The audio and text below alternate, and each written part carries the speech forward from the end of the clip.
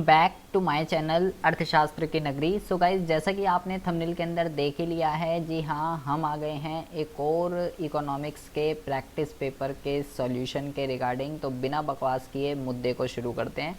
इससे प्रीवियस मैं आपके लिए ऑलरेडी सारे के सारे प्रैक्टिस पेपर, सीबीएसई के सैम्पल पेपर जितने भी है भाई सब बना चुका हूँ। प्लेलिस्ट के अंदर वीडियो है, अगर आपने वो नहीं देखी है, सारे practice paper, sample paper, question paper सारी वीडियो प्लेलिस्ट में है। मोस्ट इम्पॉर्टेंट क्वेश्चन बना दिए हैं, वन शॉट वीडियो बना दी है, एक सिंगल वीडियो के अंदर जो है कंप्लीट सिलेबस बना दिया है। सबकी प्लेलिस्ट हैगी, प्लेलिस्ट बनी हुई है, वहाँ पे जाके आप देख सकते हैं। तो भैया इन सब चीज़ों को प्रिपेयर कर लीजिए, आपका कल्याण हो जाएगा। तो बात करते हैं हम समष्टि अर्थशास्त्र के क्वेश्चन नंबर 1 के रिगार्डिंग। तो क्वेश्चन नंबर 1 में कहता है कि अर्थव्यवस्था में मुद्रा की पूर्ति को नियंत्रित करने के लिए केंद्रीय बैंक जो है वो डैश कर सकता है। अब ये एक ऐसा क्वेश्चन है, बहुत ही ज़बरदस्त क्वेश्चन है ये, ठीक है। आपसे अगर मैं पूछूं तो आप इस क्वेश्चन के अंदर जो है ना दिमाग लगाएंगे।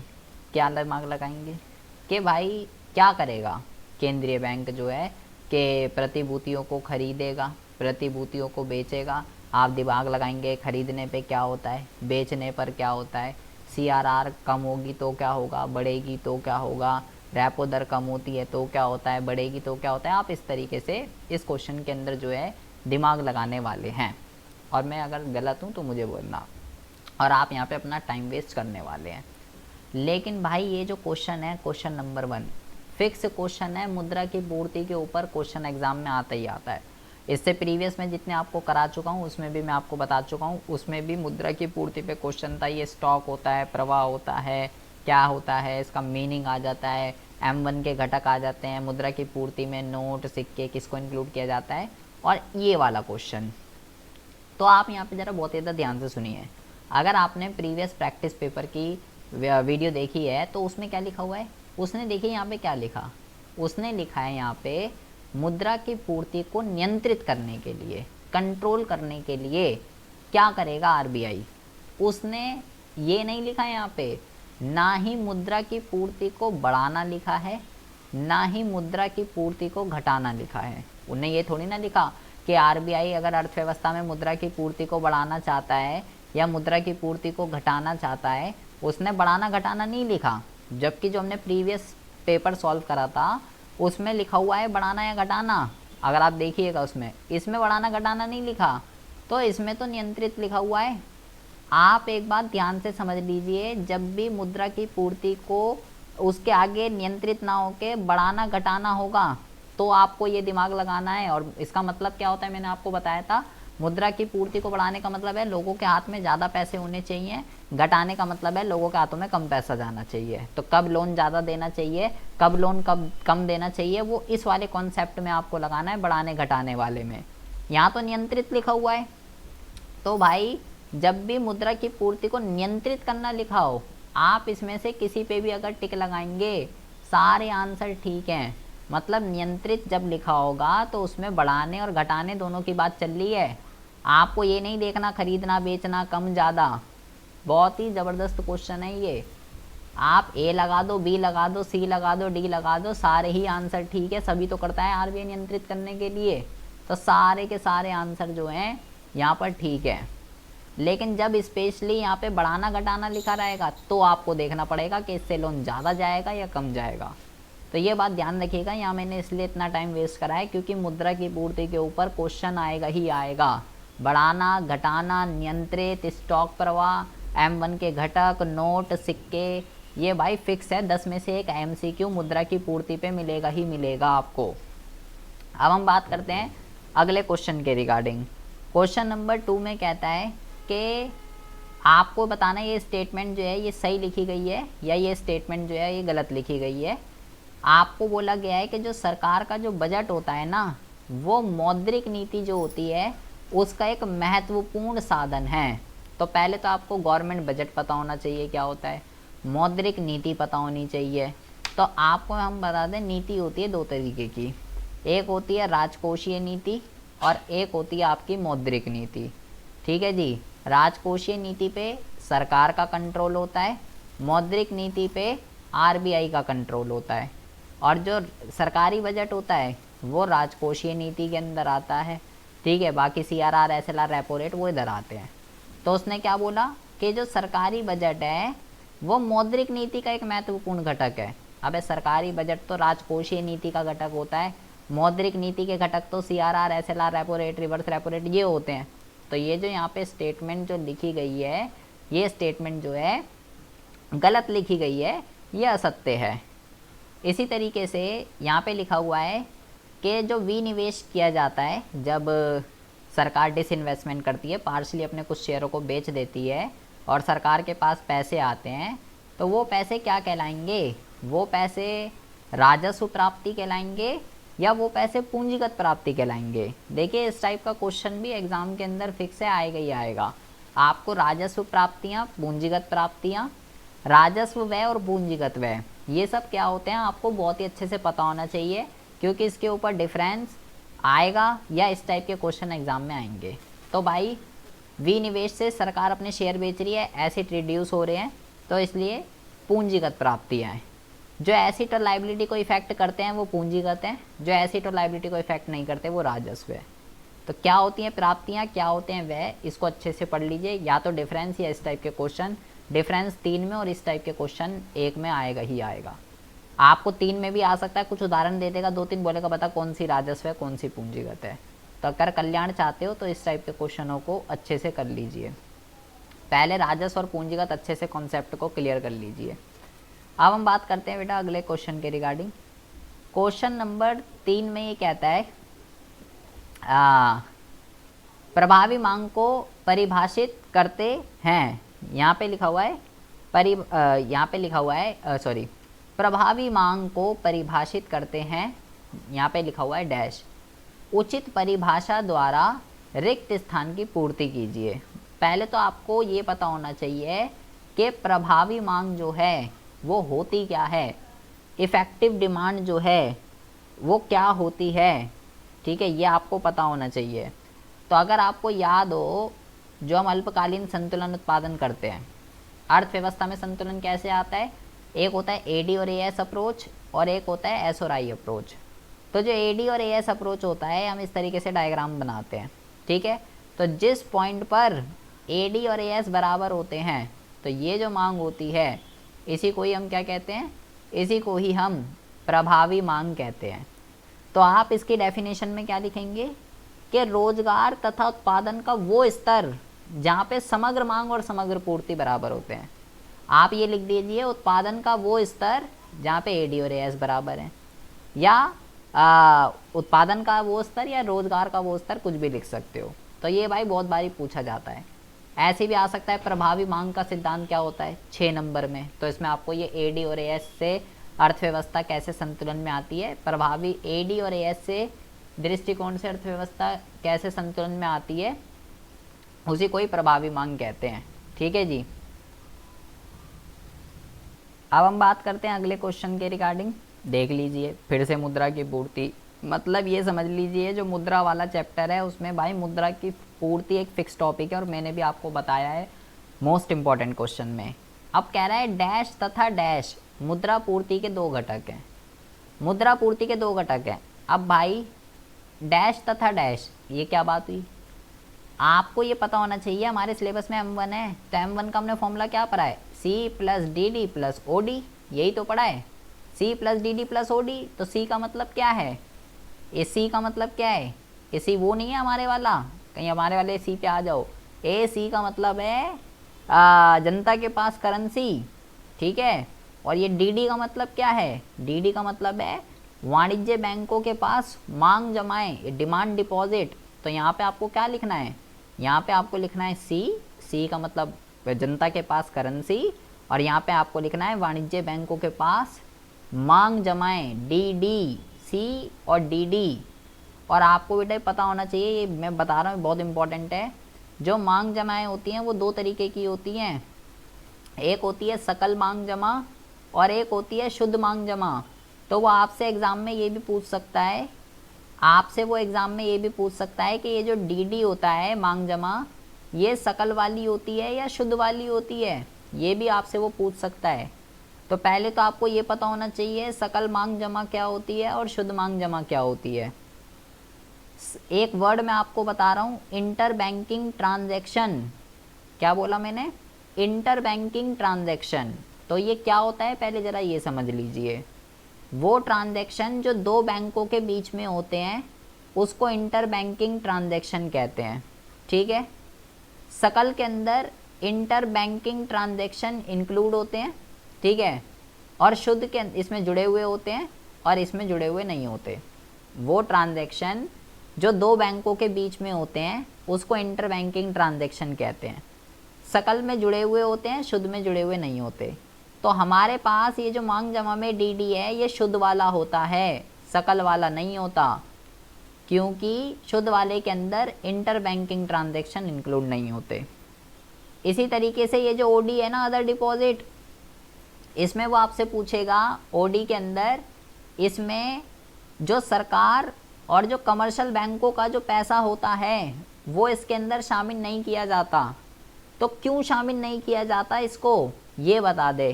तो इसका आंसर आप मुझे कमेंट बॉक्स में कमेंट करके बताएंगे कि ये जो अन्य जमा होती है इसमें सरकार का और कमर्शियल बैंकों का पैसा क्यों इसमें नहीं जोड़ा जाता। बाकी सभी पैसे आरबीआई के पास जो भी मांग जमा है सब जोड़ी जाएंगी, लेकिन सरकार और उसका पैसा नहीं जोड़ा जाता। तो ऐसा क्यों होता है ये आप कमेंट बॉक्स में करके बताएंगे। तो मुद्रा की पूर्ति को हलवे में ना लीजिए, वरना वो आपकी ले लेगा। अब हम बात करते हैं क्वेश्चन नंबर 5 के रिगार्डिंग। क्वेश्चन नंबर 5 की अगर हम बात करें तो क्वेश्चन नंबर 5 में हमें बताना है कि ये सत्य है या असत्य है। यहाँ पे कहता है अपेक्षित अप्रचलन को मूल्यह्रास में शामिल किया जाता है। मतलब कि एक होता है प्रत्याशित अप्रचलन और एक होता है अप्रत्याशित अप्रचलन। ठीक है, तो ये अप्रत्याशित अप्रचलन ही है। अप्रत्याशित अप्रचलन को अपेक्षित अप्रचलन भी कहते हैं। ठीक है, तो आपको ये पता होना चाहिए बेटा कि मूल्यह्रास कैसे होता है, किस चीज़ को कहते हैं, इसके क्या घटक होते हैं। प्रत्याशित अप्रचलन क्या होता है और अप्रत्याशित जो है क्या होता है। ठीक है, आप एक होता है प्रत्याशित और एक होता है अप्रत्याशित। ठीक है, तो प्रत्याशित का मतलब क्या होता है? प्रत्याशित का मतलब जो है, देखिए मैं आपको बताता हूँ। एक होता है प्रत्याशित, यहाँ पे एक होता है प्रत्याशित और एक होता है अप्रत्याशित। ठीक है, एक होता है प्रत्याशित और एक होता है अप्रत्याशित। देखो पहले हम इसको जो है इंग्लिश में मैं आपको बताता हूँ कि इंग्लिश में देखिए इंग्लिश में इसको क्या कहते हैं, तो आपको ज़्यादा समझ में आएगा। इसको कहते हैं एक्सपेक्टेड ऑब्सोलेंस। एक होता है एक्सपेक्टेड, एक होता है अनएक्सपेक्टेड। तो ध्यान से सुन लीजिए, जो प्रत्याशित हमने पढ़ा है ना बुक में प्रत्याशित, तो आपको ये पता होना चाहिए कि प्रत्याशित को ही अपेक्षित भी कहते हैं, अपेक्षित अप्रचलन। ये कंफ्यूज करने के लिए इसने लिखा है। क्यों? क्योंकि हमने तो ये पढ़ा है प्रत्याशित और अप्रत्याशित। हमने तो ये पढ़ा है प्रत्याशित और अप्रत्याशित। प्रत्याशित डेप्रिसिएशन और अप्रत्याशित कैपिटल लॉस। हम ये पढ़ के आए हैं कि भाई ये मूल्यह्रास का रीज़न है और ये पूंजीगत हानि का रीज़न है। हम ये पढ़ के आए हैं। अब उनने यहाँ पे क्या करा, उनने यहाँ प्रत्याशित नहीं लिखा, उनने यहाँ प्रत्याशित की जगह लिख दिया अपेक्षित। क्योंकि बच्चे के डिमांड में तो ये सेट है ना कि अप्रत्याशित जो है वो इसका होता है पूंजीगत लॉस का। तो आप तो इसको लिख देंगे असत्य, आप तो देखेंगे ही नहीं। आप तो भाई यही सोचेंगे या तो ये लिखा हुआ था। आपको बेटा ये बहुत ज़्यादा ध्यान से सुनेंगे, चालबाजी है यहाँ। प्रत्याशित को ही अपेक्षित कहते हैं, ये ध्यान रखिएगा बात को। नंबर कट हो जाएंगे क्योंकि इन्हें दोनों, ये भी आ से शुरू होता है वो भी आ से शुरू होता है। बच्चा बिना कुछ देखे सीधा असत्य पे साइन लगाएगा, हम भी यही करते।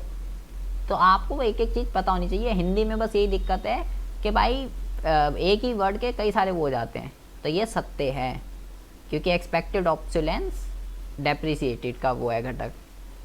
उसके बाद हम बात करते हैं अगले क्वेश्चन के रिगार्डिंग।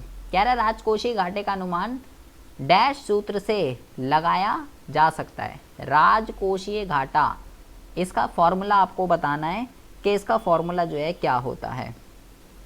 तो आप यहाँ पे बेटा उधार भी लिख सकते हैं, सीधा उधार लिख दोगे तब भी चल जाएगा।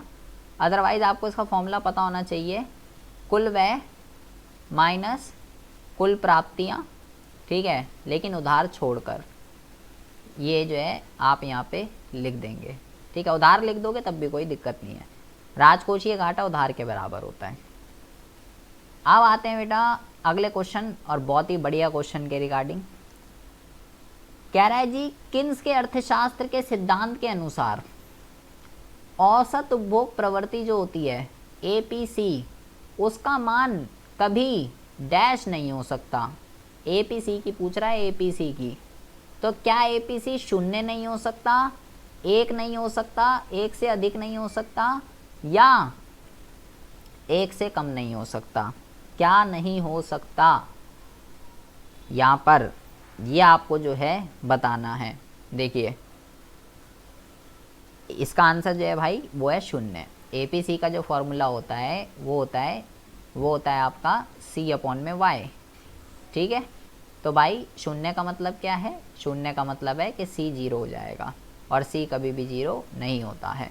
तो C कभी भी 0 नहीं होता, इसलिए APC भी कभी 0 नहीं होता। आपको जो ये 4 वर्ड होते हैं APC, APS, MPC, MPS, भाई आपको इन सारे वर्ड की मिनिमम वैल्यू और K, इन 5 वर्ड की मिनिमम वैल्यू, मैक्सिमम वैल्यू क्या होती है, इन चारों का मीनिंग, इन चारों के सूत्र और इनका आपस में क्या रिलेशन है, ये तो भाई फिक्स टॉपिक है। प्लीज़ इसको अच्छे से कर लीजिए, बिना इसके गुजारा नहीं है।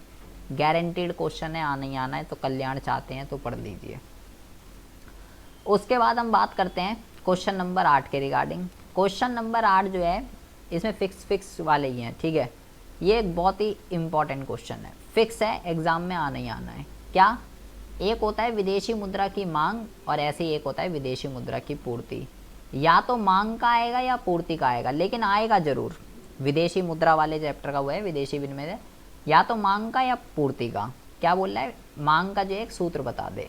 तो पहले तो मांग का मतलब क्या होता है पहले आप ये समझ लीजिए, और पूर्ति का मतलब क्या होता है ये समझ लीजिए। मांग का मतलब होता है, ध्यान से सुनिए, जब इंडिया के किसी भी बंदे को विदेशों में कुछ भी खरीदना होता है तो मांग होती है।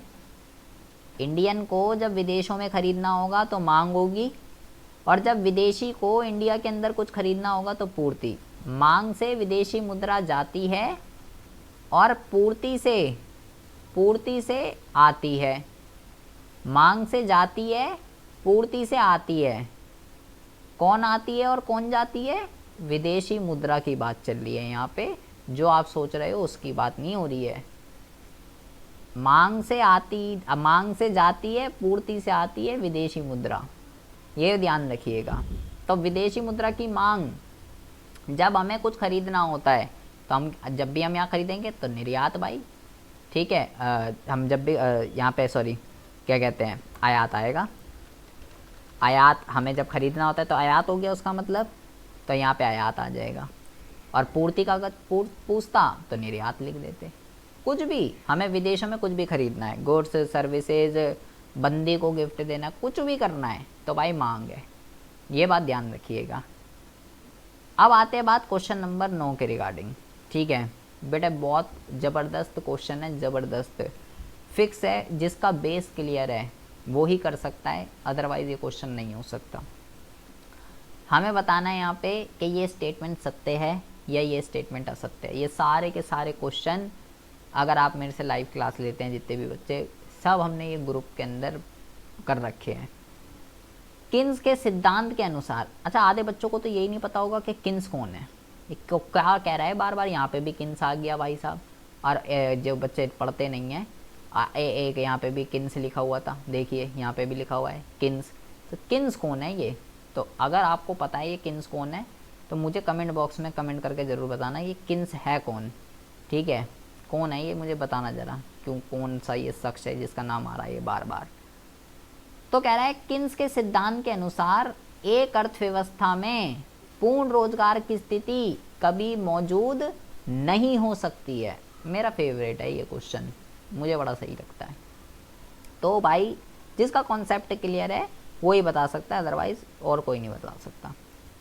तो बेटा आपको पता होना चाहिए कि किन्स ने ये प्रूफ करके दिखाया है कि बिना पूर्ण रोजगार की स्थिति में भी, अपूर्ण रोजगार की स्थिति में भी अर्थव्यवस्था संतुलन पर होती है। पूर्ण रोजगार की स्थिति एक अनिवार्य शर्त नहीं है किन्स के अकॉर्डिंगली, बिना पूर्ण रोजगार के अर्थव्यवस्था संतुलन पे आ सकती है।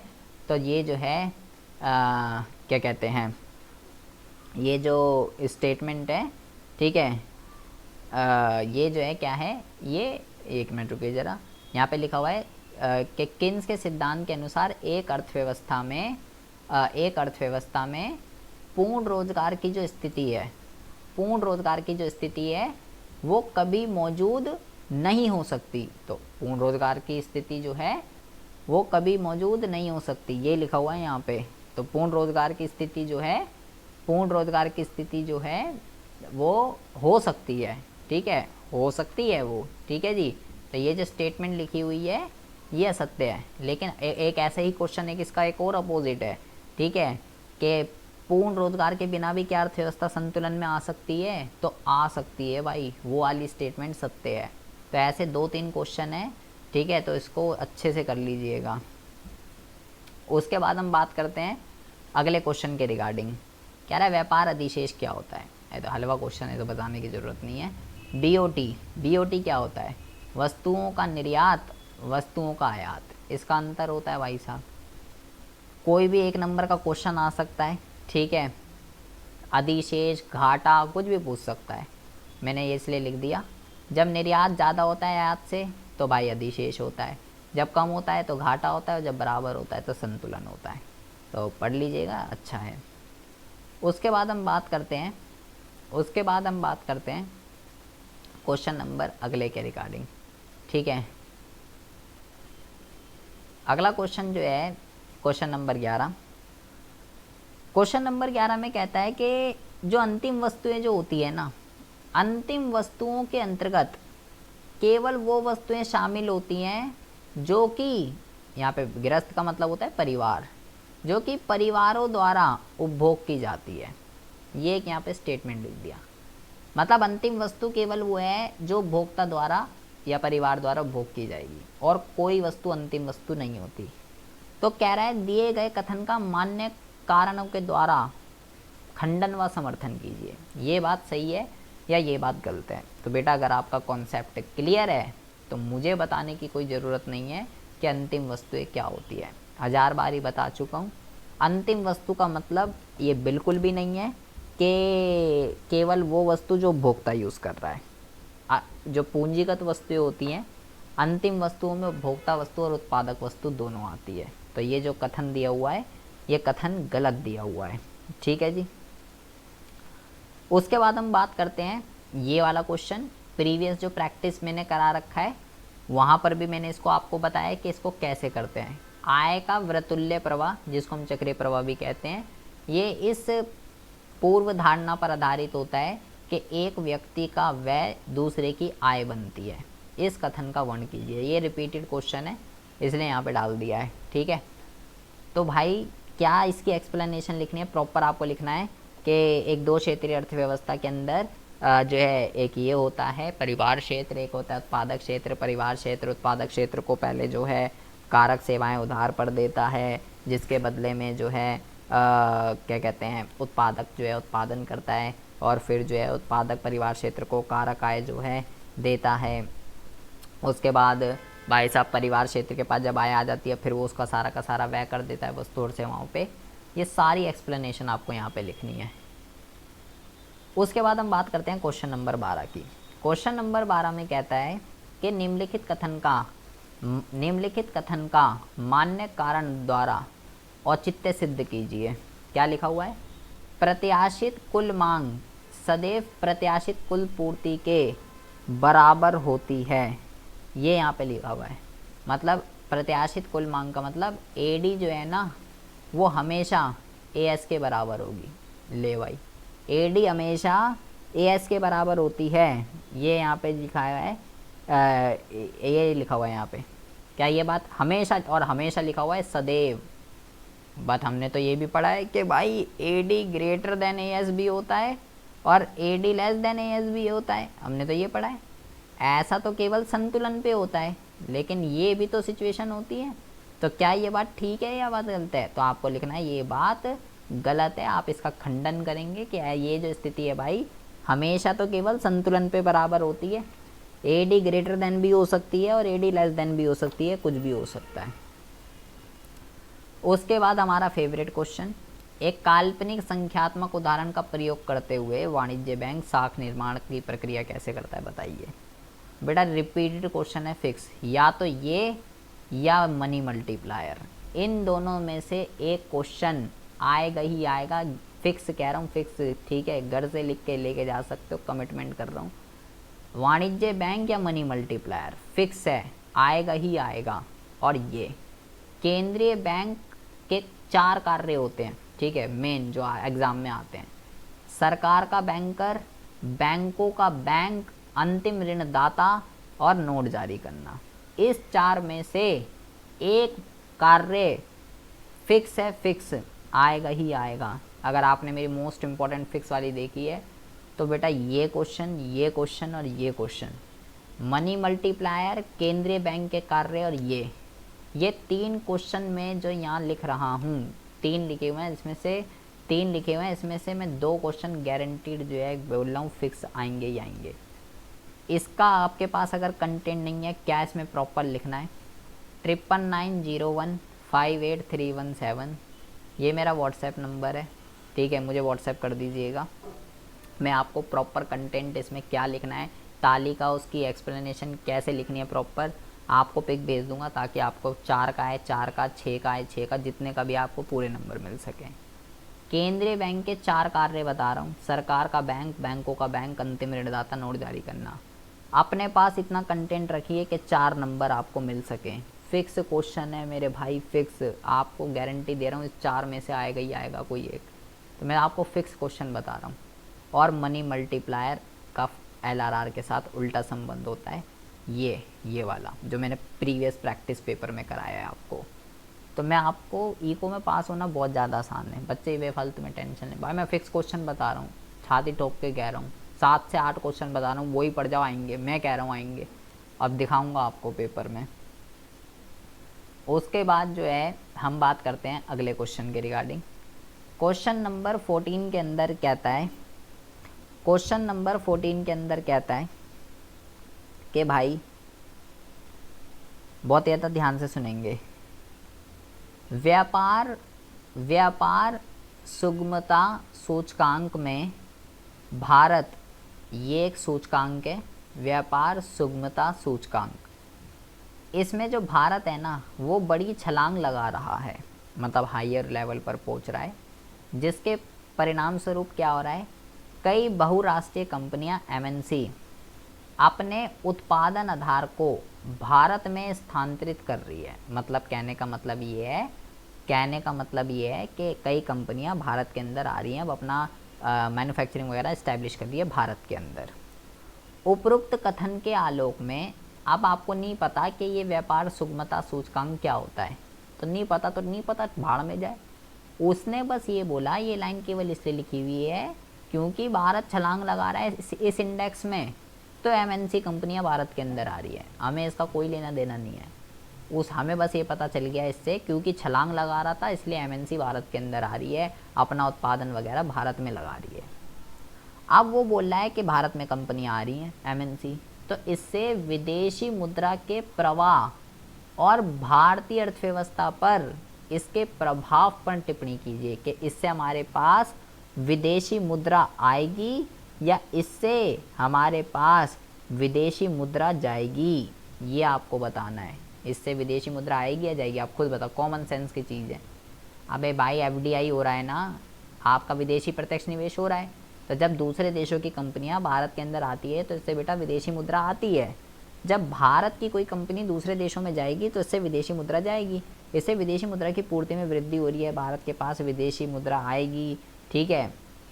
और क्या कहते हैं, जब विदेशी मुद्रा की पूर्ति में वृद्धि होती है तो आपने अगर डायग्राम आते हो आपको विदेशी मुद्रा वाले चैप्टर के, ये DD है, ये SS है, ठीक है, ये है ना, ये DD है, उल्टा लिख दिया हमने, ये आपका DD है, ये SS है, ठीक है।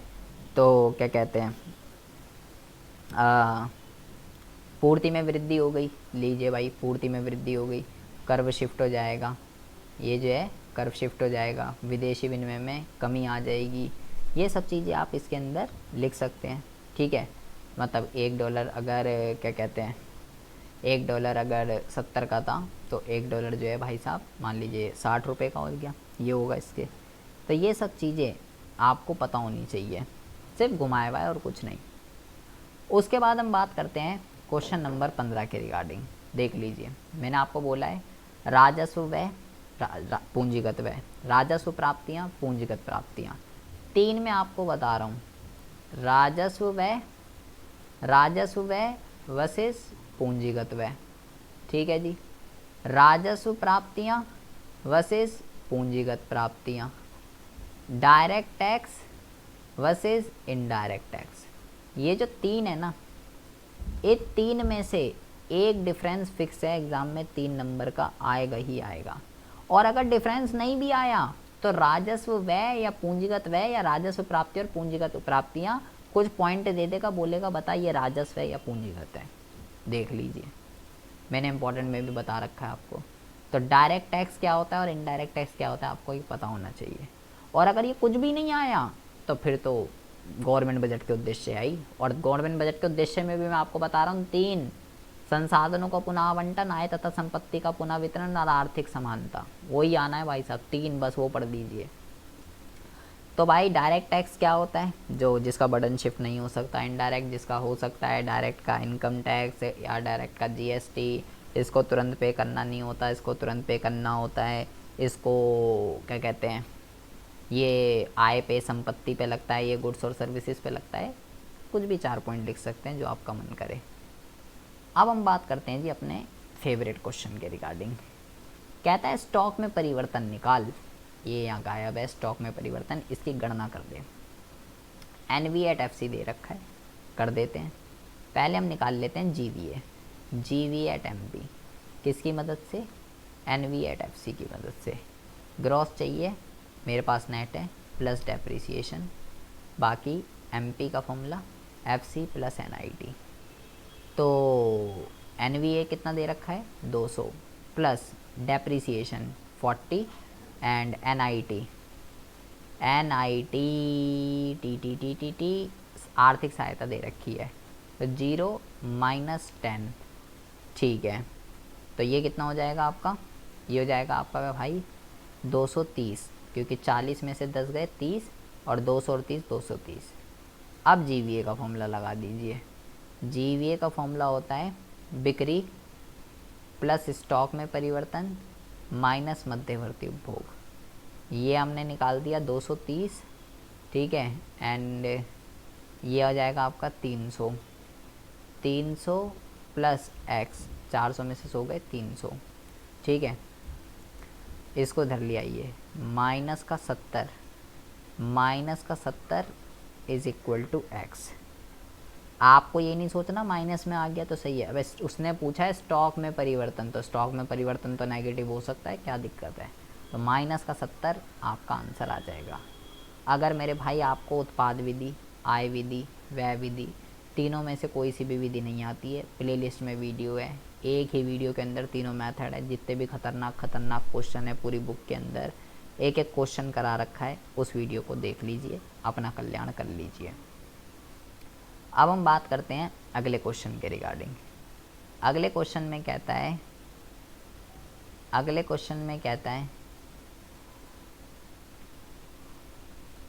चल जा, क्या दिक्कत हो गई, हाँ जी, कहता है वास्तविक सकल घरेलू उत्पाद को जो है परिभाषित कर दे। वास्तविक सकल घरेलू उत्पाद को मतलब कि रियल जीडीपी क्या होती है, रियल जीडीपी क्या होती है। तो जब जीडीपी का आंकलन आधार वर्ष की कीमतों पर किया जाता है तो भाई उसको हम क्या कहते हैं, उसको हम कहते हैं बेटा रियल जीडीपी, ठीक है। अच्छा, अब आते हैं हम अपने फेवरेट क्वेश्चन के रिगार्डिंग। ये मेरा फेवरेट क्वेश्चन है, क्या लिखा हुआ है, संपत्ति तथा उद्यमशीलता से आय के 3 घटक की चर्चा कीजिए। और भाई साहब पूरी बुक में आप पढ़ लीजिए, अगर आपको ये वर्ड कहीं दिख जाए संपत्ति तथा उद्यमशीलता से प्राप्त आय, तो आप मुझे बता दीजिएगा कि ये यहाँ पे लिखा हुआ है। कह रहा है 3 घटक बता इसके, 3, और आपने ये पढ़ रखा है, आपको उंगलियों पे याद है ये, लेकिन आपको यही नहीं पता कि संपत्ति तथा उद्यमशीलता से प्राप्त आय होती क्या है। इस बात की तो मेरी गारंटी है, गारंटी। बेटा ध्यान से सुन लीजिए, जो मेरे से क्लास लेते हैं उनको तो पता ही है, उनको तो मैं चीख चीख के पढ़ाई देता हूँ। संपत्ति तथा उद्यमशीलता से जो प्राप्त आय, जो हमने आय विधि के अंदर प्रचालन अधिशेष जो हम पढ़ते हैं, प्रचालन अधिशेष, उसी को ही संपत्ति और उद्यमशीलता से प्राप्त आय कहते हैं। तो प्रचालन अधिशेष के घटक क्या क्या होते हैं? किराया, ब्याज, लाभ, रॉयल्टी, वो आपको यहाँ लिखना है। आपको ये पता होना चाहिए प्रचालन अधिशेष को ही संपत्ति तथा उद्यमशीलता से प्राप्त आय कहते हैं। एग्ज़ाम में कभी भी प्रचालन अधिशेष नहीं लिख के आता, एग्ज़ाम में हमेशा यही लिख के आता है।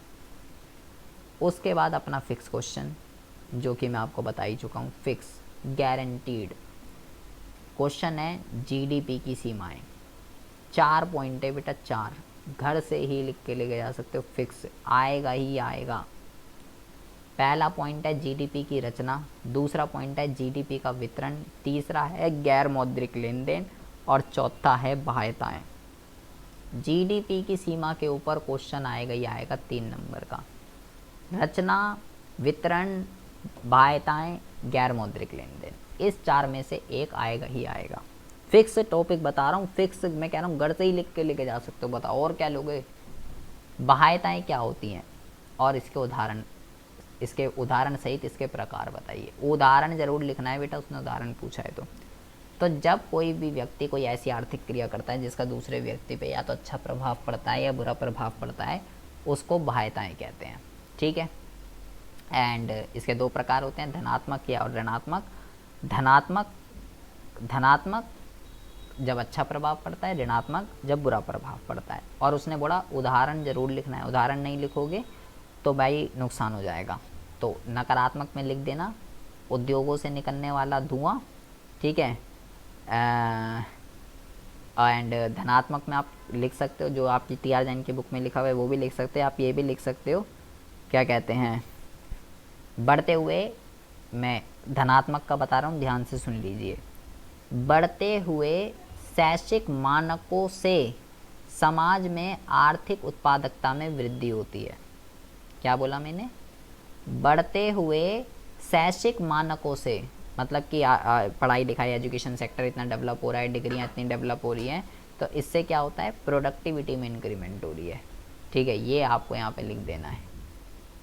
उसके बाद हमारा एक और अगला फिक्स क्वेश्चन और फेवरेट, क्या बोल रहा है बेटा? रिपीटेड क्वेश्चन है, रिपीटेड।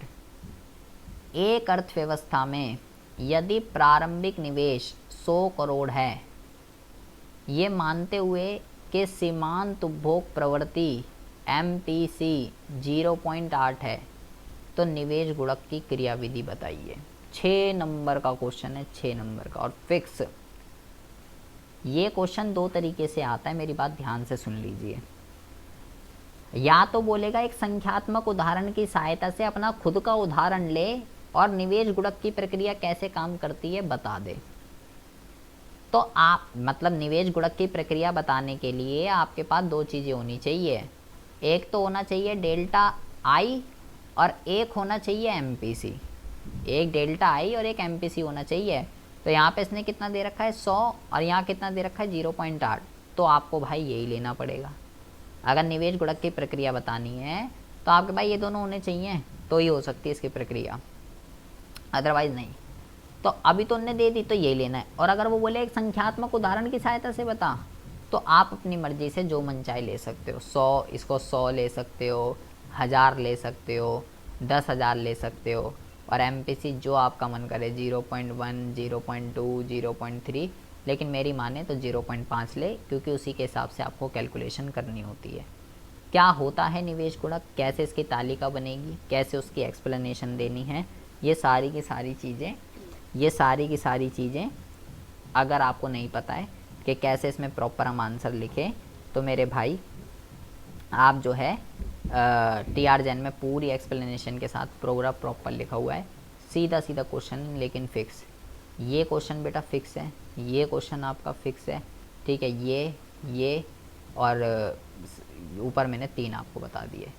फिक्स क्वेश्चन बता रहा हूँ मैं, फिक्स। और आप ये देख लीजिए, सारे मैंने जो आपको इम्पोर्टेंट में बता रखे हैं वही यहाँ पे मैंने डाले गए हैं। तो आप इन क्वेश्चनों को प्रिपेयर कीजिए बार बार। इतने प्रैक्टिस पेपर इसलिए ही बनाए हैं इस बार आपके लिए कि भाई आप जो है कुछ पढ़ लीजिए।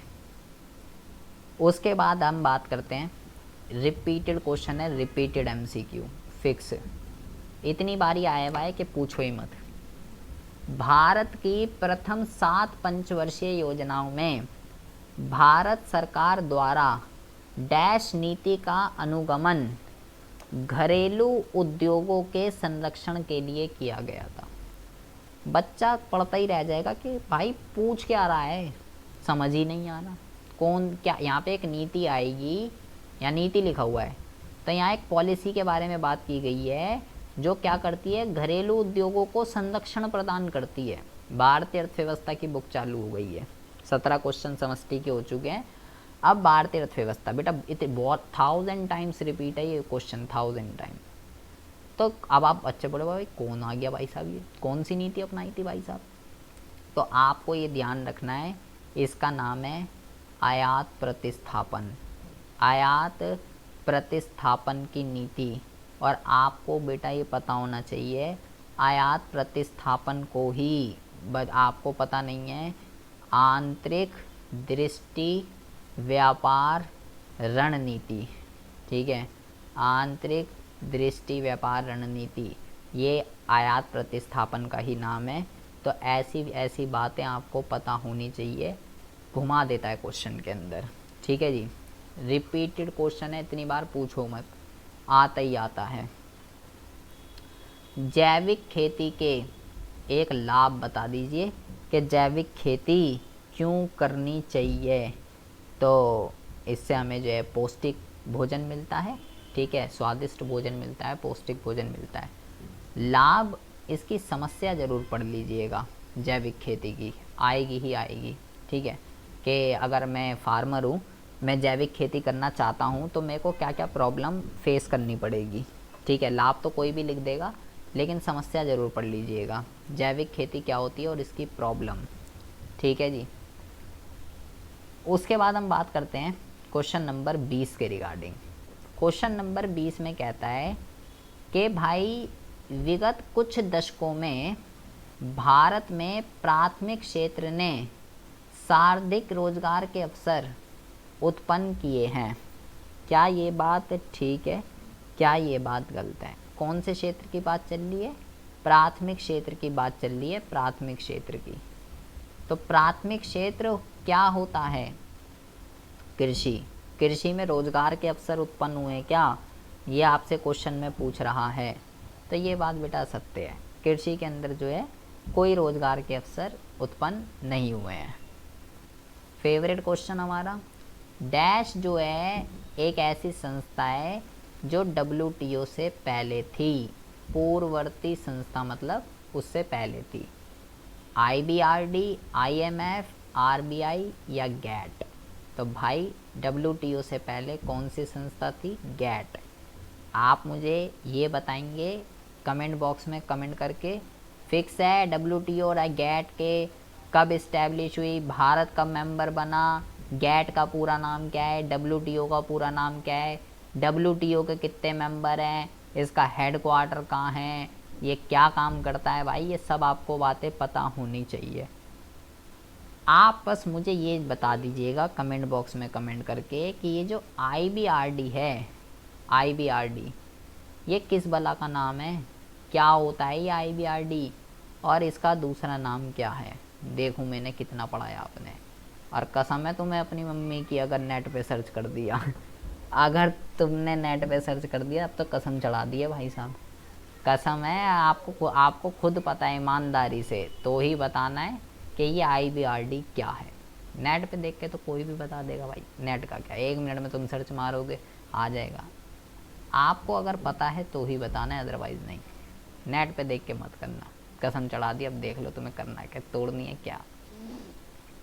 उसके बाद बेटा हम बात करते हैं, ज़बरदस्त क्वेश्चन है, ज़बरदस्त, मेरा फेवरेट क्वेश्चन है, ठीक है जी। फिक्स है एग्ज़ाम में, रिपीटेड होए बाय 1000 टाइम, क्योंकि ये एक ऐसा क्वेश्चन है आपको ये पता होना चाहिए कि भाई भारत किसका मेंबर है और किसका मेंबर नहीं है। ये सब चीज़ें क्या हैं ये आपको पता होनी चाहिए, ठीक है। भारत निम्नलिखित में से किस आर्थिक समूह का सदस्य नहीं है? जैसे कि यहाँ पे लिखा हुआ है यूरोपियन संघ, ब्रिक्स, G20 और सार्क। ऐसे ही एक है G7, ठीक है। आपको बेटा ध्यान रखना है, भारत जो है आपको जो है ये पता होना चाहिए कि भारत जो है यूरोपीय संघ और G7 इन दोनों का भारत सदस्य नहीं है, ठीक है। ये बात आपको पता होनी चाहिए। और G20 क्या होता है इसके बारे में अच्छे से पढ़ लीजिएगा, क्योंकि इस बार अभी G20 हुआ है भारत के अंदर ही। भारत क्या होता है इसके बारे में पढ़ना, करंट अफेयर का क्वेश्चन है। तो G20 क्या है, भारत के अंदर क्या हुआ है, भारत को क्या इस बार मिला G20 के अंदर, क्या है ये सब चीज़ें, तो ये पढ़िएगा। इसका मतलब है ग्रुप ऑफ 20, ये 20 कंट्रियों का ग्रुप है, ठीक है, जिसमें से भारत एक है। तो क्या होता है ये, इस साल क्या हुआ था ऐसा जो इतनी चर्चा हुई इसके ऊपर, G20 के ऊपर। आपने बोर्ड भी देखे होंगे सड़कों पे, ये G20 मोदी जी की फ़ोटो लगी हुई है।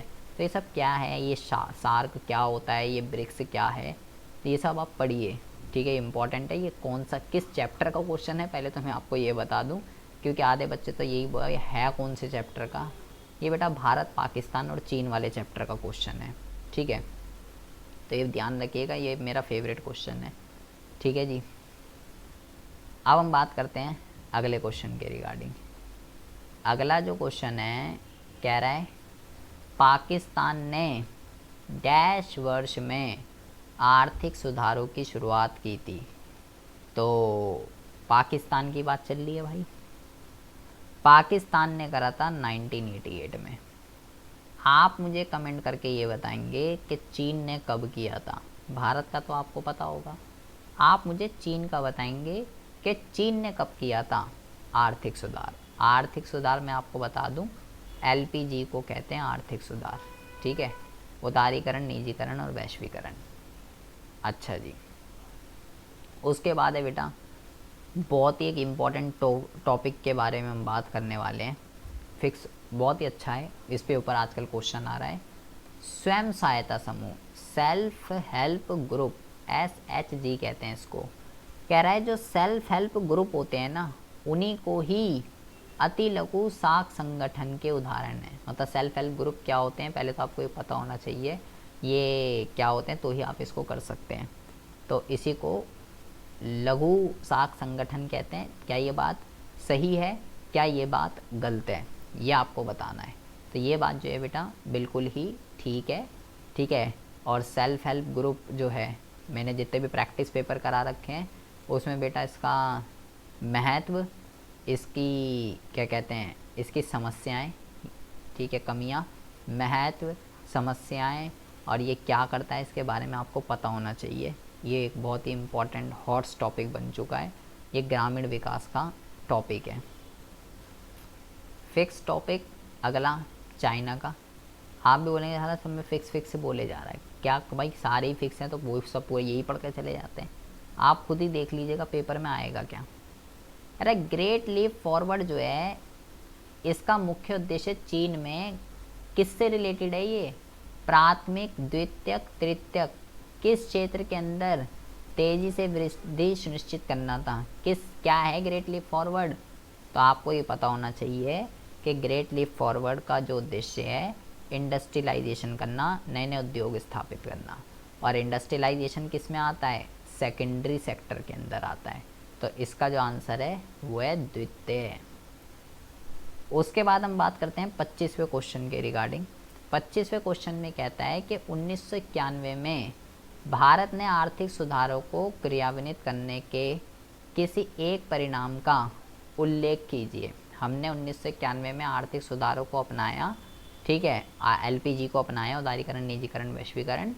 तो कह रहा है और जब हमने उसको अपना लिया तो उसके किसी एक परिणाम का उल्लेख कीजिए कि उसको अपनाने से हुआ क्या, एलपी उदारीकरण निजीकरण को अपनाने से हुआ क्या, तो किस लिए अपनाया था, लिख दीजिए, निवेश में वृद्धि, विदेशी मुद्रा के भंडारों में वृद्धि, जो घाटे हो रहे थे हमें, राजकोषीय घाटा, ये सब ठीक हो गए, कुछ भी जो आपका मन करे। आर्थिक सुधार हमने क्यों अपनाए थे वो। इस टाइप के क्वेश्चन बेटा बहुत अच्छे हैं और रिपीटेड हैं, आएंगे ही आएंगे। मैचिंग वाले या ये वाले, ये मेरे फेवरेट हैं, ठीक है। क्या है ये क्वेश्चन तभी हो सकते हैं जब तक आपको सन नहीं पता ना, जब तक आपको सन नहीं पता तब तक ये क्वेश्चन नहीं हो सकते। सन पता है तो ही हो सकते हैं, अदरवाइज नहीं हो सकते, ठीक है। तो ऐसे क्वेश्चन, और वही मैचिंग वाला, ये मैचिंग में भी आ जाता है और ये वाले भी, तो आप देख लीजिएगा पेपर में कैसे कैसा आएगा। तो डेटा मैंने सारा बता रखा है, उसको लर्न कर लीजिए। तो देख लीजिए इसका आंसर क्या है। सबसे पहले जो है चीन का निर्माण हो गया 1947 में, पाकिस्तान का, सॉरी, चीन आ गया 1949 में। तो 2-1, अब देखो मेरे को पता चल गया, पहला ये है फिर ये है। भारत की पहली योजना 1951 में, ठीक है। तो भाई 2-1-3, 2-1-3 कहाँ लिखा हुआ है, ये रहा, 2-1-3 कहाँ लिखा हुआ है, ये रहा। सी जो है इसका आंसर हो जाएगा, 26 का जो आंसर है वो हो जाएगा आपका सी। अच्छा जी, अब हम आते हैं, मेरा ये फेवरेट है भाई साहब। क्यों है ये फेवरेट, मैं बताता हूँ। ये मैं बच्चों को जितनी बार भी बता दूँ, most important, fix, repeated 1000 time. क्या होगा भाई, इतनी बार तो पेपर नहीं हुआ जितनी बार बता रहा है भाई साहब। मैंने जितनी बार भी 1000 बार ही बच्चों को बता दिया, लेकिन फिर भी बच्चे ले भाई 1956, कुछ नहीं करना, 1956, और आप भी 1956 पे ही लगाओगे, ध्यान नहीं रहता ना वहाँ बैठ के। कितनी भी बार बता दो, पढ़ेंगे ही नहीं। बोल क्या रहा है वो क्वेश्चन के अंदर, उसने बोला कि स्वतंत्र भारत का, ये वर्ड तो पढ़ते ही नहीं है, इसको छोड़ के सब पढ़ देंगे। औद्योगिक नीति 1956, ले भाई। अब फिर आके कहते हैं ओहो गलत हो गया मेरा तो, अरे मैंने तो देखा ही नहीं, क्या भाई साहब क्या पूछ रहा था ये। भाई हम जो पढ़ते हैं, जो उद्योग वाले चैप्टर के अंदर 1956 की औद्योगिक नीति हम पढ़ते हैं। तो बस बच्चों को यही याद है, 1956। भाई 1956 की जो औद्योगिक नीति है वो दूसरी है, पहली नहीं है। उसने पहली पूछी है, प्रथम।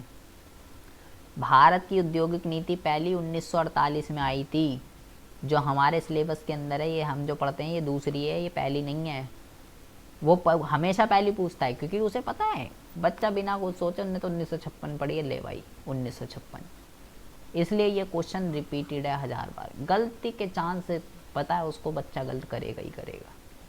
तो आपको ध्यान रखना है, पहली 48 में है, दूसरी 56 में आई है, बार बार गलत ना कीजिए। अच्छा जी, अब हम बात करते हैं मानव पूंजी निर्माण, नवोत्थान, आविष्कार, तकनीकी सुधार को जन्म देता है। क्या आप दिए गए कथन से सहमत हैं?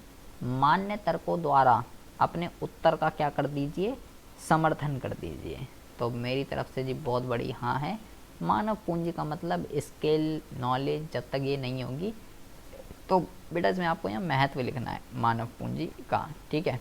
प्रीवियस जो मैंने प्रैक्टिस पेपर कराया था उसमें भी बताया था, जब तक मानव पूंजी नहीं होगी देश के अंदर, आविष्कार नहीं होंगे, तकनीकी सुधार नहीं होगा, इनोवेशन नहीं होगी, ये सब चीज़ें चाहिए, बिना मानव पूंजी के ये नहीं हो सकता। मेरा फेवरेट क्वेश्चन फिक्स, भारत में ग्रामीण विकास प्रक्रिया में जो ग्रामीण बैंकिंग व्यवस्था है उसकी भूमिका का क्या कर दीजिए, आलोचनात्मक मूल्यांकन कर दीजिए। तो आपको मैं एक बात बता दूं कि आलोचनात्मक मूल्यांकन का मतलब क्या होता है। आलोचनात्मक मूल्यांकन का मतलब होता है, जहाँ भी आलोचना लिखी हो ना, हमें बुराइयां करनी है, उसकी कमियां बतानी है कि आखिर रूरल एरिया के अंदर जो बैंकिंग सेक्टर है वो क्यों फेल हो रहा है, ठीक है। ये भूमिका मतलब का मतलब इसका महत्व नहीं बताना, भूमिका की आलोचना करनी है, उसके महत्व, उसकी इम्पोर्टेंस की धज्जियाँ उड़ानी है हमको, ठीक है। तो ये बात आपको जो है पता होनी चाहिए कि आलोचना का मतलब क्या होता है। ठीक है जी। पहले थोड़ी सी वो बता दीजिए कि क्या करता है, थोड़े पहले पहाड़ पे चढ़ा दीजिए और फिर गिरा दीजिए। अब आते हैं जी बच्चों की दुखती नफ्स का क्वेश्चन कि भाई कैसे लिखते हैं भाई ये डेटा वाला क्वेश्चन, कैसे एनालाइज करें। मैं 1000 बारी बता चुका हूँ इससे प्रीवियस में भी। कह रहा है वैध कारणों के साथ भारत और चीन के आंकड़े जो है नीचे दिए गए हैं, इसकी तुलना भी कर दे और इसका विश्लेषण भी कर दे। यहाँ डेटा दे रखा है, भारत भी है, चीन भी है, जनसंख्या की वृद्धि दर दे रखी है, लिंग अनुपात दे रखा है, और ये जो कहाँ से लिया गया है डेटा, ये यहाँ पे आपको बताया गया है। अच्छा, क्या करना है, क्या करना है पहले आप ये देख लीजिए। तुलना भी करनी है और विश्लेषण भी करना है। मैंने आपको क्या बोला, ध्यान से सुन लीजिए कैसे लिखते हैं, क्योंकि आप बेटा पहली बात तो इसमें जो भी ये आपके लिए फ्री के नंबर है, फ्री फ्री फ्री और फ्री। आप इसमें जो भी एक्सप्लेनेशन लिखेंगे आपके नंबर नहीं कटेंगे, इस बात की श्योरिटी है। जैसी भी लिखेंगे, आपको मैंने क्या सिखाया, आपके एक्सप्लेनेशन में बस ये डेटा, ये जो यहाँ लिखा हुआ है ये आना चाहिए। कैसे लिखेंगे, पहले आप विश्लेषण का मतलब समझिए। विश्लेषण का मतलब होता है हमें उस कंट्री के बारे में ही लिखना है। जैसे भारत के बारे में आप लिखेंगे कि भारत का 2015 में जनसंख्या की वृद्धि दर जो है वो 1.2 थी। वहीं अगर हम लिंग अनुपात की बात करें तो भारत का लिंग अनुपात प्रति 1000 पुरुषों के पीछे 929 महिलाएं थी, जो कि जो है बहुत ही कम है। इसके पीछे का रीज़न क्या है, ऐसा क्यों है भारत में लिंग अनुपात जो है वो कम है, क्योंकि लोगों की मेंटालिटी यही है कि भाई लड़का चाहिए, इसलिए लड़कियों को पैदा होने से पहले ही मार देते हैं, इसलिए भारत में लिंग अनुपात कम है। सेम ऐसे ही चाइना में भी पहले सिर्फ एनालाइज हो रहा है, चाइना की जनसंख्या की वृद्धि दर 0.5 है, यहाँ पर भी जो लिंग अनुपात है वो पर 1000 पे 941 है। मतलब इस देश के अंदर भी लोगों की मेंटालिटी यही है कि लड़का चाहिए जो हमारे वंश को आगे बढ़ाएगा। ये हो गया विश्लेषण। अब आती है बात तुलना की। तुलना में क्या करना है, पहले विश्लेषण में मैंने सिर्फ भारत का डेटा लिखा है, भारत के डेटा के बारे में। विश्लेषण का मतलब होता है ऐसा नहीं इसके बारे में लिख दिया। विश्लेषण का मतलब होता है उस देश के बारे में जो डेटा दिया गया है पहले उसी की एक्सप्लेनेशन लिखनी है, तो लिख दी भाई उसकी एक्सप्लेनेशन। अब तुलना करनी है इसकी इसके साथ। भारत की जनसंख्या वृद्धि दर चाइना के कंपैरिजन में बहुत ही ज़्यादा है, ठीक है। चाइना की इसलिए कम है, उन्होंने वन चाइल्ड पॉलिसी को अडॉप्ट कर रखा था पहले। लिंग अनुपात में भी ऐसे ही लिखेंगे, भारत का लिंग अनुपात चाइना के कंपैरिजन में बहुत ज़्यादा कम है, लोग भारत के अंदर लोगों की मेंटालिटी ज़्यादा है कि लड़का चाहिए। ये सब चीज़ें लिखेंगे, जो कि एक शर्म की बात है, ऐसा नहीं होना चाहिए। इस तरीके से ये तुलना और विश्लेषण वाले क्वेश्चन करते हैं। और भाई ये फिक्स है आपके, फिक्स 3 नंबर का फ्री के नंबर है, केस स्टडी, और ये आएगा ही आएगा। भारत को प्राय विश्व का बाह्य प्रापण का गंतव्य कहा जाता है। भारत को दिए गए इस नाम के मुख्य कारणों, बाह्य प्रापण का गंतव्य मतलब आउटसोर्सिंग का हब बनता जा रहा है कौन, भारत। ऐसा क्या है भारत के अंदर जो सब भारत के अंदर आ रहे हैं। बाह्य प्रापण क्या होता है, पहले तो आपको ये पता होना चाहिए कि आउटसोर्सिंग होती क्या है। जो काम हम खुद कर सकते हैं, जब हम वो काम खुद ना करके दूसरे देशों से कराते हैं, दूसरी कंपनियों से कराते हैं, उसको आउटसोर्सिंग कहते हैं। तो भारत के अंदर आज दूसरे देशों की कंपनियां एस्टैब्लिश हो रही है। ऐसा क्यों है, क्या है भारत के अंदर, सस्ती लेबर है, स्किल्ड लेबर है, अच्छा इंफ्रास्ट्रक्चर है, ये सब रीज़न है जिसकी वजह से उनको अगर वो वही कंपनियां वही काम अगर अपने देश में करेंगी तो उनको कॉस्टिंग महंगी पड़ेगी। लेकिन भारत के अंदर वही श्रमिक सस्ते हैं, स्किल्ड हैं एंड अच्छा इंफ्रास्ट्रक्चर है। इन सब चीज़ों की वजह से भारत के अंदर लोग आ रहे हैं, कंपनी आ रही हैं दूसरे देशों की अपना देश छोड़कर। पर विकसित देश इसका विरोध इसलिए कर रहे हैं क्योंकि विकसित देशों को डर है कि अभी हमारा कॉम्पिटिटर बन रहा है।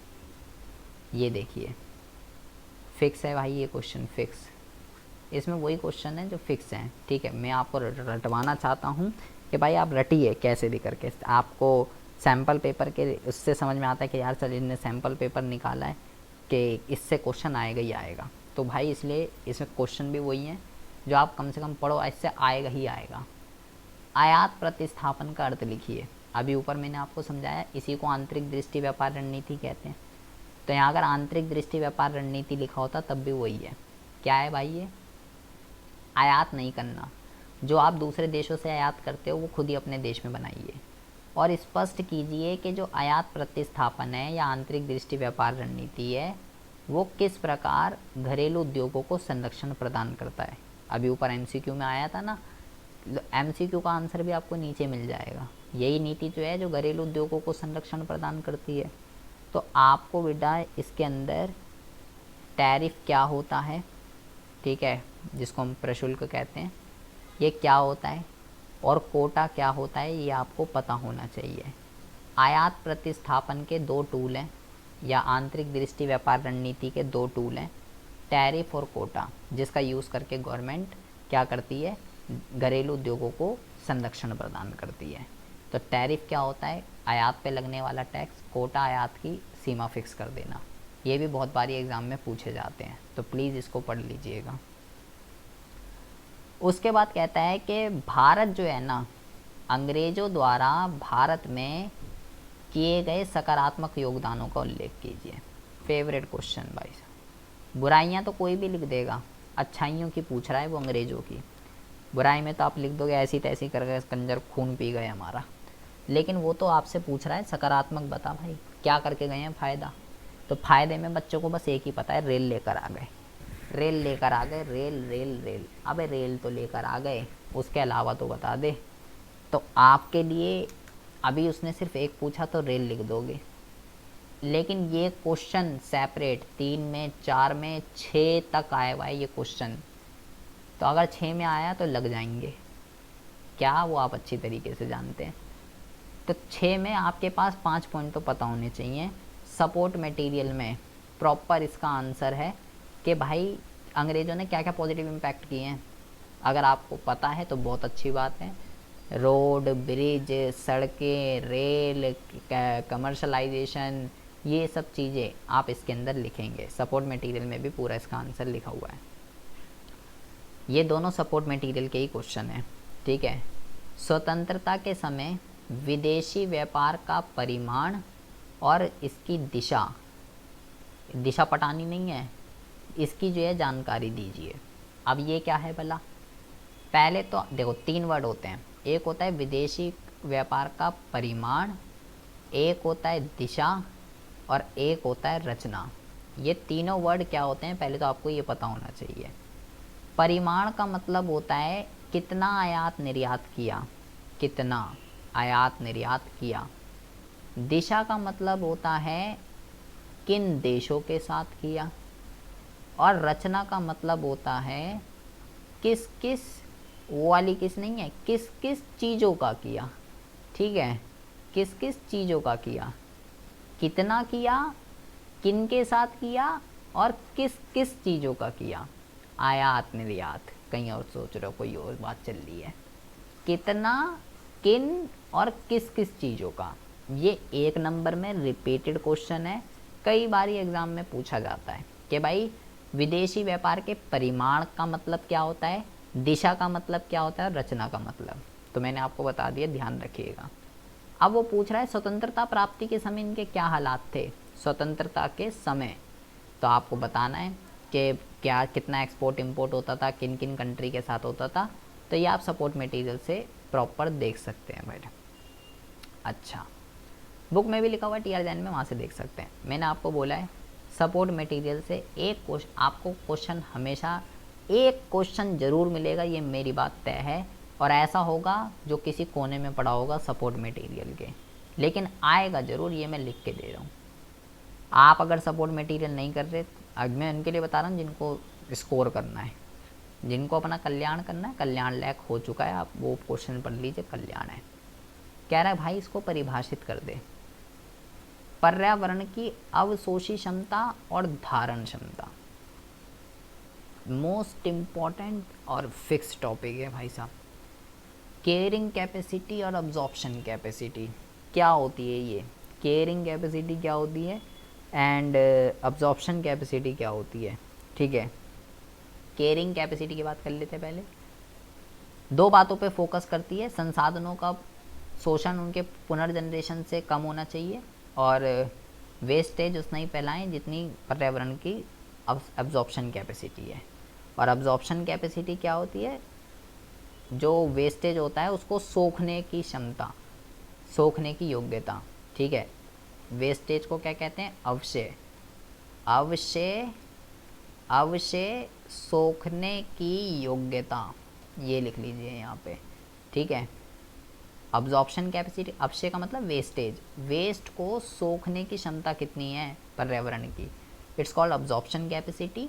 एंड केयरिंग जो दो बातों पे फोकस करती है, संसाधनों का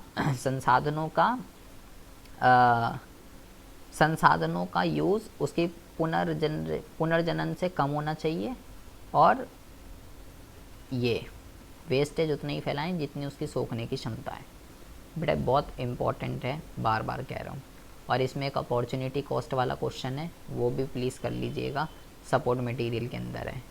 opportunity cost, caring capacity, absorption capacity, ये सब इस चैप्टर के पर्यावरण वाले के मोस्ट इम्पॉर्टेंट हैं। उसके बाद हम बात करते हैं अगले क्वेश्चन के लिए। कहता है कि जो नियमित वेतन भोगी कर्मचारी जो है ना, नियमित वेतन भोगी कर्मचारी जो हैं उसमें महिलाएं जो हैं, महिलाएं वो कम क्यों हैं?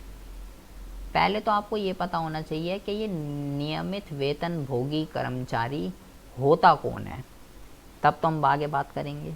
तो नियमित वेतन भोगी कर्मचारी जो है वो होते हैं जो मंथली सैलरी बेस मिलता है जिनको, ठीक है, इससे सोशल सिक्योरिटी के बेनिफिट मिलते हैं एंड मालिकों की स्थायी सूची में इनका नाम होता है, परमानेंट होते हैं। पता है, ऐसा नहीं कभी भी निकाल दिया, डेली वेजेस पे काम नहीं करते हैं। तो कहता है फीमेल यहाँ पे जो है वो इतनी कम क्यों होती है? तो आपको लिखना है कि क्या कहते हैं, क्योंकि जो नियमित वेतन भोगी होते हैं, ठीक है, जो नियमित वेतन भोगी जो होते हैं ना, ऐसे काम के लिए सबसे पहली बात तो अच्छी स्किल चाहिए, ठीक है, अच्छी स्किल चाहिए, उच्च एजुकेशन चाहिए, उच्च शैक्षिक, ठीक है, हाई एजुकेशन, देखो इसमें लिखेंगे हाई एजुकेशन, ठीक है, स्किल्ड चाहिए, स्किल चाहिए, हाई एजुकेशन चाहिए, जिस फीमेल्स की शादी, अब ऐसा नहीं है, मैं ये नहीं कह रहा कि हाई एजुकेशन और स्किल फीमेल नहीं अचीव कर सकती, करती हैं, लेकिन उसने बोला कम करती हैं, क्योंकि शादी हो जाती है, अपने परिवार में बिजी हो जाती है, इतना नहीं कर पाते जितना मेल कर लेते हैं। तो इस वजह से नियमित वेतन भोगी कर्मचारियों में जो महिलाएं हैं वो कम है। जो ये इस टाइप का क्वेश्चन है मेरे भाई, ऐसा भी आता है, ग्रामीण क्षेत्रों में महिलाएं ज़्यादा काम करती हैं एज़ कंपैरिजन टू शहरी, तो उसका रीज़न बताइए। तो ये भी मैं आपको प्रीवियस उसमें बता चुका हूँ। फिर से आपका फेवरेट क्वेश्चन कहता है भारत में जो कार्यबल है ना, उसका क्षेत्रीय वितरण की प्रवृत्तियाँ जो हैं उसका विश्लेषण कर दे। तुलना नहीं बोला बेटा अब की बार, उसने बोला विश्लेषण कर दे इसका। यहाँ डेटा दे रखा है कि इस वाले सन में ये था मामला, इस वाले सन में ये है मामला, और इस वाले सन में ये है मामला। अब की बार तुलना नहीं लिखी है, विश्लेषण लिखा हुआ है। तो अब इसकी एक्सप्लेनेशन कैसे जाएगी? अब आप इसके एक्सप्लेनेशन, ये भी फ्री के नंबर हैं आपके लिए। तो जो इस टाइप के क्वेश्चन आएंगे वो आपके लिए फ्री के नंबर हैं भाई साहब। अब आपको क्या करना है, अब आपको ये लिखना है कि अगर हम इस वाले सन की बात करें तो भाई साहब भारत में प्राथमिक क्षेत्र में इतने परसेंट लोग, द्वितीयक में इतने परसेंट लोग, तृतीयक में इतने परसेंट लोग काम करते थे।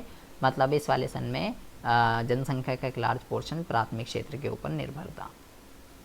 फिर इस वाले सन की एक्सप्लेनेशन सेम ऐसे ही, फिर इस वाले सन की एक्सप्लेनेशन सेम ऐसे ही, बस तुलना नहीं करनी, बस ख़त्म। 3 नंबर इसी में मिलेंगे। आपको ये रामायण कथा नहीं लिखनी है कि जी इस वाले सन में 64 था, इसमें 60 हो गया, इसमें ये हो गया, भाई इससे कंपैरिजन करें तो ये हो गया, ये पूरा चिट्ठा पूरी शीट भर दी। ज़्यादा लिखना हानिकारक है, जितना पूछा गया उतना लिख दीजिए। जहाँ बोले तुलना और विश्लेषण कर वहाँ कर, जहाँ नहीं बोला वहाँ मत कर। अब बच्चे कहते मैं तो भाई सब लिख के आया था, वह फिर भी टीचर ने काट दिया, वो मेरे से जलती है, ऐसे बोलते हैं। ये नहीं पता आप क्या करते हैं। अब हम बात करते हैं अगले क्वेश्चन के रिगार्डिंग। मेरा फेवरेट है। कहता है स्वयं को ठीक करने के लिए जो भारत की जो स्वास्थ्य प्रणाली है ना, उसको सार्वजनिक व्यय की एक शक्तिशाली खुराक की आवश्यकता है। मान्य तर्कों द्वारा इस कथन का औचित्य सिद्ध कीजिए। बेटा ध्यान से सुनेंगे, ठीक है। आपको ये जो आपका मानव पूंजी वाला जो चैप्टर है ना, मानव पूंजी वाला, उसके अंदर जब आप पढ़ेंगे, एक है स्वास्थ्य और एक है शिक्षा, ये इस दोनों में आता है, ठीक है। शिक्षा और स्वास्थ्य के क्षेत्र में सरकारी हस्तक्षेप क्यों जरूरी होता है? शिक्षा और स्वास्थ्य के क्षेत्र में सरकारी हस्तक्षेप क्यों जरूरी होता है? आपको ये यहाँ पे बताना है कि अगर इन दोनों सेक्टर के अंदर सिर्फ प्राइवेट सेक्टर वाला हो तो क्या होगा। अगर स्वास्थ्य के अंदर सरकारी हो, स्वास्थ्य के अंदर सिर्फ अगर केवल प्राइवेट हॉस्पिटल हो, अगर सिर्फ प्राइवेट स्कूल हो, गवर्नमेंट हो ही ना, तो क्या होगा, ये आपको बताना है। आखिर यहाँ पे सरकार की हस्तक्षेप क्यों ज़रूरी होता है, गवर्नमेंट स्कूल और गवर्नमेंट हॉस्पिटल का होना क्यों ज़रूरी है, ऐसा क्या करती है गवर्नमेंट, अगर नहीं होगा तो क्या होगा, आप खुद सोचिएगा। तो ये हो गया आपका पूरा का पूरा पेपर, ठीक है जी। आई होप आपको जो है बुद्धि में कुछ घुसा होगा। इसमें भाई एक से एक फिक्स रिपीटेड क्वेश्चन है, ठीक है। प्लीज़ इसकी प्रैक्टिस कर लीजिएगा। सारे पेपर मैंने आपको करा दिए, जितने भी हैं इसको अपने फ्रेंड सर्कल में शेयर कीजिए, किसी का तो कल्याण कर दीजिए। और जो मैंने इंपॉर्टेंट क्वेश्चन बताए, ऐसे नहीं बस ये पेपर कर लिया कोई सोचो मेरा इसी से हो जाएगा बस कल्याण। भाई सारे इंपॉर्टेंट क्वेश्चन, सारे पेपर 10-11 वीडियो 12 वीडियो सारा पढ़ना पड़ेगा, ठीक है। सारी वीडियो वन शॉट बना दिए, वन शॉट हर चैप्टर की वन शॉट बनी हुई है, और एक सिंगल वीडियो 5 से 8 घंटे की सारा है उसके अंदर कंप्लीट, एक ही वीडियो में पूरी समष्टि, पूरी भारतीय अर्थव्यवस्था सब बना हुआ है। आपको देखने की ज़रूरत है, प्लेलिस्ट बनी हुई है, वहाँ से देख सकते हैं। तो मिलते हैं आपसे नेक्स्ट वीडियो में ऐसे इंटरेस्टिंग टॉपिक के साथ। तब तक के लिए have a good day, bye bye, take care.